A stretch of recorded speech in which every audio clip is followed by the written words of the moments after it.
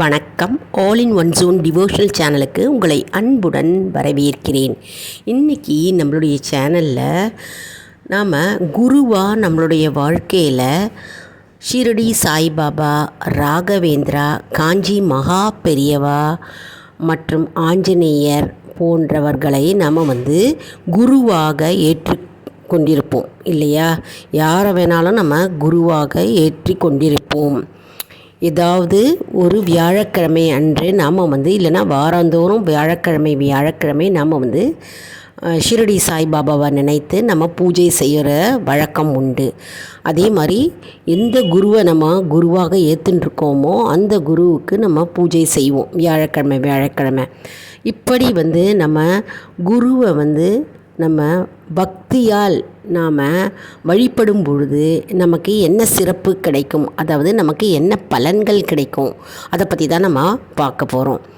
குருவை வணங்குவதால், பக்தியுடன் வணங்குவதால் நமக்கு என்ன பலன்கள் கிடைக்கும், அதை பற்றி முழு விவரமாக பார்க்கலாம். அதற்கு முன்னால் நம்மளுடைய சேனலை இதான் ஃபர்ஸ்ட் டைம் பார்க்குறவங்களா இருந்தாலும் சரி, சப்ஸ்கிரைப் பண்ணாமல் பார்க்குறவங்களா இருந்தாலும் சரி, நம்ம சேனலை சப்ஸ்கிரைப் பண்ணிக்கோங்க. கூடவே அந்த பெல் பட்டனை ப்ரெஸ் பண்ணிக்கோங்க. ஆல் என்கின்ற ஆப்ஷனையும் ப்ரெஸ் பண்ணிக்கோங்க. அப்போ தான் நான் போடுற வீடியோஸ் எல்லாம் உங்களுக்கு உடனுக்குடன் நோட்டிஃபிகேஷனில் தெரிய வரும். வாங்க இப்போ நம்ம வீடியோக்குள்ளே போகலாம். வாழ்க்கையில் நாம் எப்படி கடவுளை வணங்குகிறோமோ அதை விட முக்கியத்துவம் நம்ம குருவுக்கு தர வேண்டும். அதாவது குரு என்பவர் யார்?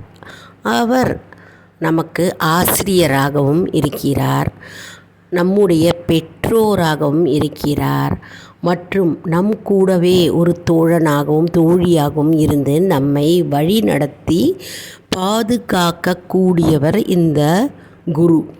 இந்த குருவின் முக்கியத்துவம் மற்றும் நம்ம அவரை வணங்குகிற போது நமக்கு என்ன பலன்கள் கிடைக்கும் மற்றும் குருவின் மகிமையை பற்றியும் நாம் பார்க்கலாம். அதாவது குருவின் அருளின்றி எதுவும் நடக்காது இல்லையா? அதனால் அவருடைய மகிமையை பற்றி நம்ம பார்க்கலாம். அதாவது எந்த பூஜை புனஸ்காரம் செய்தாலும் சரி, ஒரு தவம் செய்தாலும் சரி, ஹோமம் வளர்த்தாலும் சரி, தான தர்மம், வேள்வி, வேறு எது செய்தாலும் சரி, குருவை நினைத்து நாம் செய்ய வேண்டும்.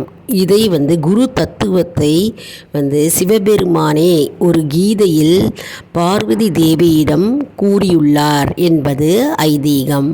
மற்றும் ஆன்மீக வளர்ச்சிக்கே குரு மிகவும் முக்கியத்துவம் வாய்ந்ததாக கருதப்படுகிறது. இப்போது குருவின் முக்கியத்துவத்தை பார்க்கலாம்.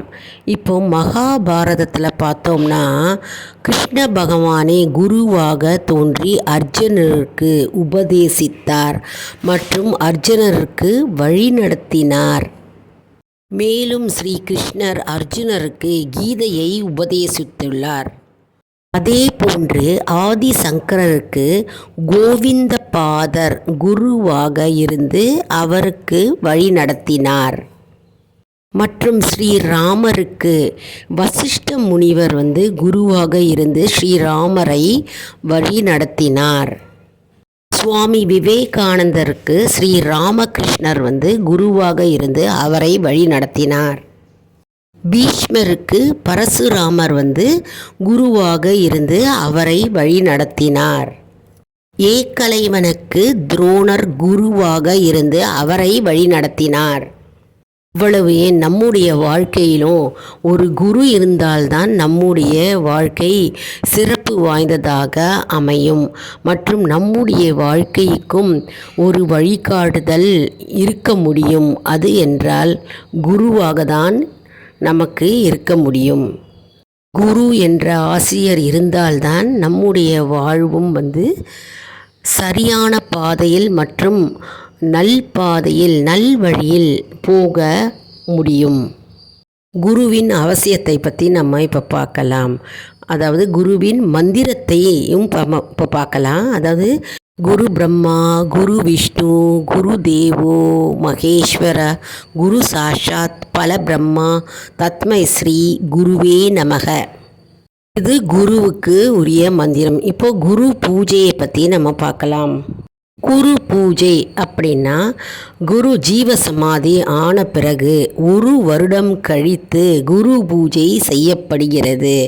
அதாவது குருவானவர் தன்னுடைய ஆன்ம ஜீவ சமாதியிலிருந்து தெய்வத்துடன் கலந்த பிறகு குரு தன் தெய்வீக உடலிலிருந்து தெய்வத்தோடு இணைந்த பிறகே குரு பூஜை செய்யப்படுகிறது.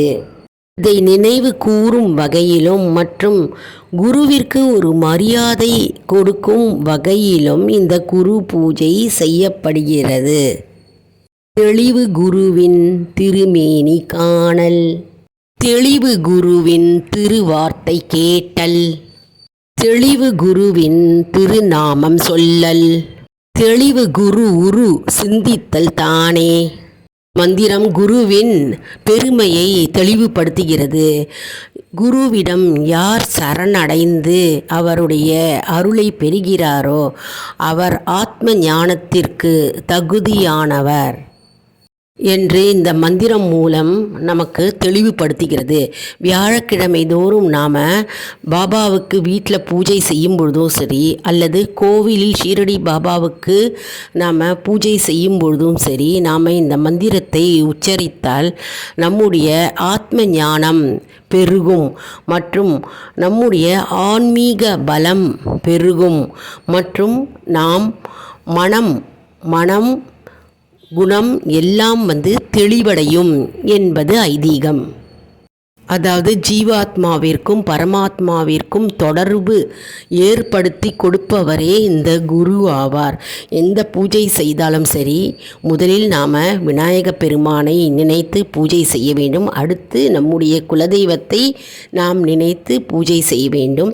அடுத்தது நம்முடைய இஷ்ட தெய்வம் யாராக இருந்தாலும், அதாவது குருவாக யாரை நாம் குருவாக தேர்ந்தெடுத்து நாம் வழிபடுகிறோமோ அவரை நினைத்து நாம் பூஜை செய்ய வேண்டும்.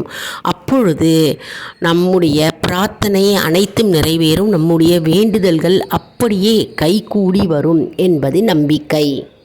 குருவின் போதனையை நாம் பின்பற்றி வழிபட்டு வந்தாலே நம்முடைய வாழ்வு சிறந்து விளங்கும் மற்றும் அவருடைய வழிகாட்டுதல்கள் மூலம் நாம் நடந்து வந்தாலே அதுவே உண்மையான வாழ்வாகும்.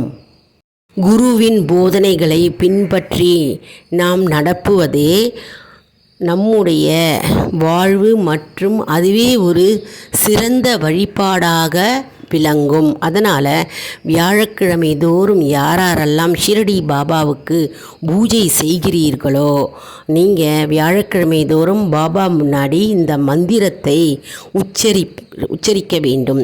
அதாவது நாம் ஷிரடி பாபாவோட அஷ்டோத்திர மந்திரங்களை சொல்லி நாமாவளியை சொல்லி நாம் பாலாபிஷேகம் செய்வோம் இல்லையா, அதுக்கு பிறகு நாம் இந்த மந்திரத்தை கூறி நாம் பூஜையை நிறைவு செய்ய வேண்டும்.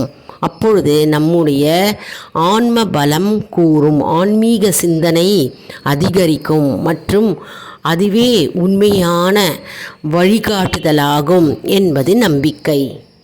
ஷீரடி பாபா கோவில்லையும் சரி, நாம் அதாவது குரு பூர்ணிமான்னு இருக்கும், அதாவது குரு பூஜைன்னு இருக்கும். அந்த குரு பூஜையில் நம்ம வருடந்தோறும் கலந்து கொண்டு அபிஷேகத்துக்கு நம்மளால் முடிந்த பொருட்களை வாங்கி கொடுக்கலாம் மற்றும் பிரசாதங்களை செய்து கொண்டு போய் நாம் பகவானுக்கு நிவேத்தியமாக படைத்து நாம் மற்றவர்களுக்கும் விநியோகிக்கலாம்.